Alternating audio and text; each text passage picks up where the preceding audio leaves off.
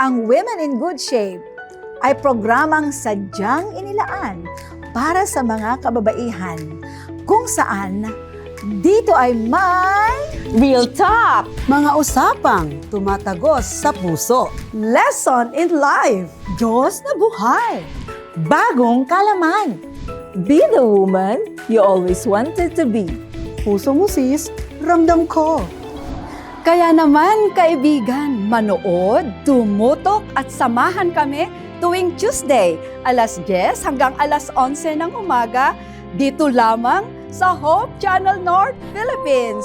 Dito sa Women in Good Shape.